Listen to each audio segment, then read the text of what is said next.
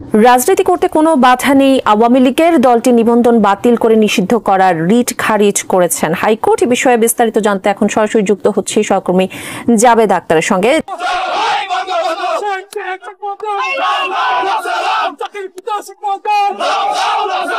এই মুহূর্তে দেখতে পাচ্ছেন যে আদালত প্রাঙ্গণে যারা আওয়ামী লীগ আইনজীবী ছিল তারা কিন্তু জয় বাংলা স্লোগানে তারা মোটামুটি আদালত প্রাঙ্গণ প্রকম্পিত সৃষ্টি করেছে এবং তারা ইতিমধ্যে জানিয়েছেন যে আওয়ামী লীগের বিষয়ে যে নিষিদ্ধকরণ করা হয়েছিল তা রীতিমতো রিট খারিজ করেছে এবং আইনজীবীরা আরো জানিয়েছেন যে নির্বাচনে কিন্তু আওয়ামী লীগের অংশগ্রহণ কোনো বাধা নেই। ইতিমধ্যে আওয়ামী লীগের ব্যাপার আমরা চাই যে একটা অন্তর্ভুক্তিমূলক নির্বাচন সব দলের, অবশ্যই যারা নির্বাচনের জন্য তারা প্রস্তুত হয়ে নির্বাচনে অংশগ্রহণ করতে পারবে এবং কোন রকম বাধা বিপত্তি তাদেরকে দেওয়া হবে না, তাদের জন্য বাধা সৃষ্টি করা হবে না, সেরকম আমরা একটা নির্বাচন চাই। বিষয়টি নিয়ে আরো স্পষ্ট বক্তব্য রেখেছেন আইন উপদেষ্টা আসিফ নজরুল। তিনি মনে করেন আওয়ামী লীগ অনেক পুরাতন এবং দেশের স্বাধীনতা সংগ্রামে মুখ্য দল, তাই এই দলকে নিষিদ্ধ করা তিনি ব্যক্তিগতভাবে অন্যায় মনে করছেন। আওয়ামী লীগ বাংলাদেশে যত দল আছে বড় বড় দল, তাদের মধ্যে সবচেয়ে গণতান্ত্রিক ভাবে প্রতিষ্ঠিত দল। আওয়ামী লীগ বাংলাদেশের সমস্ত গণতান্ত্রিক সংগ্রামে নেতৃত্ব দেওয়া দল। আওয়ামী লীগ বাংলাদেশের স্বাধীনতা সংগ্রামে নেতৃত্ব দেওয়া দল। আওয়ামী লীগ 1972 সনের সংবিধান প্রতিষ্ঠাকারী দল, যে সংবিধানে ফ্রি এবং ফেয়ার ইলেকশনের আকাঙ্ক্ষা আছে, যে সংবিধানে সমাবেশের স্বাধীনতার কথা বলা আছে, বাক স্বাধীনতার কথা বলা আছে। আওয়ামী লীগ সেই দল যেই দলের প্রতিষ্ঠাতারা এই স্বাধীনতাগুলো রক্ষা করার কথা বাংলাদেশ সংবিধান সন্নিবেশিত করে গেছে। আওয়ামী লীগ বাংলাদেশে স্বাধীনতা সংগ্রামে নেতৃত্ব দানকারী দল। আওয়ামী লীগ বঙ্গবন্ধুর দল, আওয়ামী লীগ তাজউদ্দিনের দল। আওয়ামী লীগ কোনোদিন অজনপ্রিয় দলে পরিণত হবে না। আমরা যখন আজকে ব্যারিস্টার সুমনের সাথে আমরা শো করব তখন অনেকেই আমাদের কাছে জানতে চেয়েছেন এই প্রশ্নটি করার জন্য। আমি একটু ছোট্ট করে এক লাইনে এই প্রশ্নটি করে রাখি যে আপনি আর ফেসবুক লাইভ করবেন কিনা বিভিন্ন সমস্যা নিয়ে, সাধারণ মানুষের বিভিন্ন সংকট নিয়ে। আপনি যদি ছোট করে বলেন, আমরা মূল প্রশ্ন যাওয়ার আগে, এটা সবচেয়ে বেশি আপনার কাছে প্রশ্ন। সংকট কি দেশ থেকে চলে গেছে নাকি যে আমার লাইভ বন্ধ হয়ে যাবে? আচ্ছা, তার মানে আপনি করবেন সংকট যদি থাকে। আমি ফেসবুক লাইভটা তো হচ্ছে কি আমার একটা এই প্রতিরোধ বা প্রতিবাদ করার একটা উপায়। আপনার ফেসবুক স্ট্যাটাসে বলেছেন প্রধানমন্ত্রী শেখ হাসিনার সঙ্গে দেখা হওয়া সামনাসামনি সেটাই আপনার জীবনের সবচেয়ে বড় ঘটনা। আপনি আর শেখ হাসিনা সরকারকে কি সমালোচনা করবেন? আপনি তো শেখ হাসিনা সরকারেরই মানে একজন। আমার সমালোচনা প্রথম শুরু হয়েছিল আমার বাবার বিরুদ্ধে। আচ্ছা, আমার বাবার কার্যক্রম থেকেই প্রথমে আমি সমালোচনা করা শিখি। তো বিষয়টা হচ্ছে গিয়ে যেসব জায়গায় ধরেন আপনারে আমি সাংবাদিক হিসেবে পছন্দ করি, আপনার সাথে আমার 5টা মিনিট সময় কাটানোটা আমিও মনে করি যে এটা একটা প্রায় আমার জন্য একটা প্রিভিলেজ। আই এম অনার্ড যে 5টা মিনিট সময় কাটাতে পারতেছি আমরা। কিন্তু একই সময় কিন্তু আপনার বিভিন্ন বিষয়ে কিন্তু আমি একমত হব না, আবার আপনার বিভিন্ন বিষয়ে কিন্তু আপনার একমত তো হবই না। মানে বিনয়ের সাথে আমি আপনার সাথে চরমভাবে বিরোধিতা করব।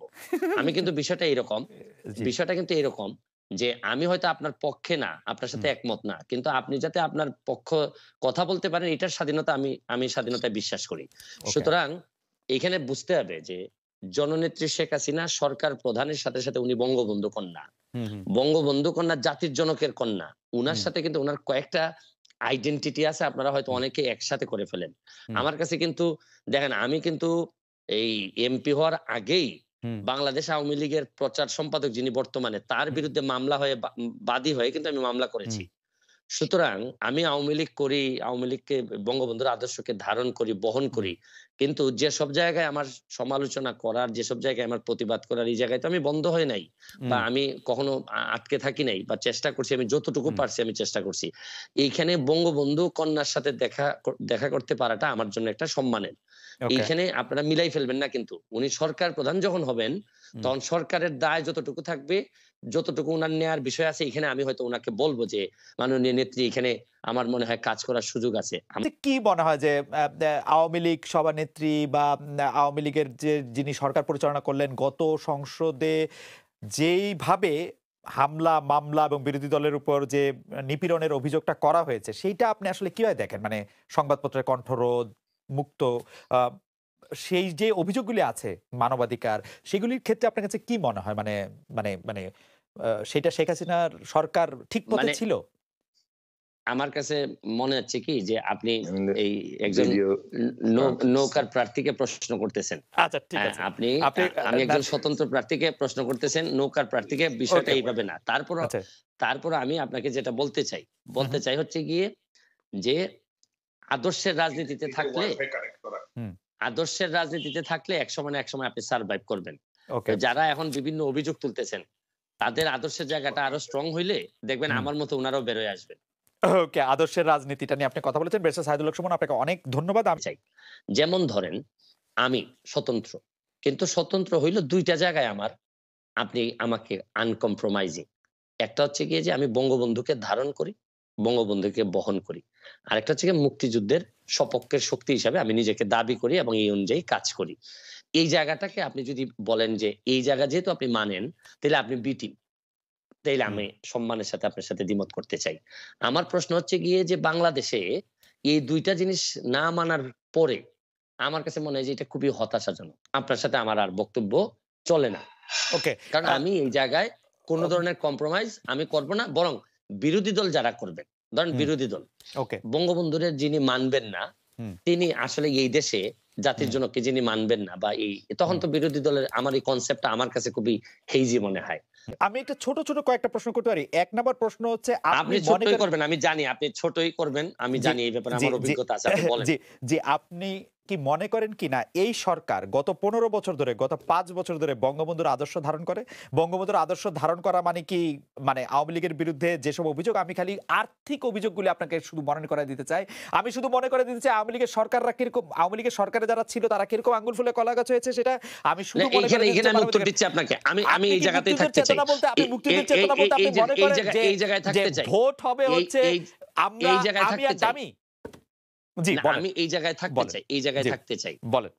এই যে দুর্নীতি, জি, দুর্নীতি হচ্ছে গিয়ে শরীরটার মধ্যে নিজের শরীরে ক্যান্সার হওয়ার মতো। যে জায়গাটাতে ক্যান্সার হবে এই জায়গাটা কেটে ফেলতে হবে। এখন আপনি এইসব বিষয়ে আমি সারা দিন আপনার সাথে আলোচনা করতে রাজি। বঙ্গবন্ধুর চেতনা, বঙ্গবন্ধুর আদর্শ মানে একই সাথে আপনি এই কথা বলে আপনি দুর্নীতি করতে পারবেন না। এই দুর্নীতি যেদিন আপনি করবেন তখন আপনার এই জায়গাটাকে আপনি আসলে রীতিমতো আপনি এই জায়গাটাকে নষ্ট করে দিলেন। এই ব্যাপারে আপনার সাথে আমার কোনো দ্বিমত নাই।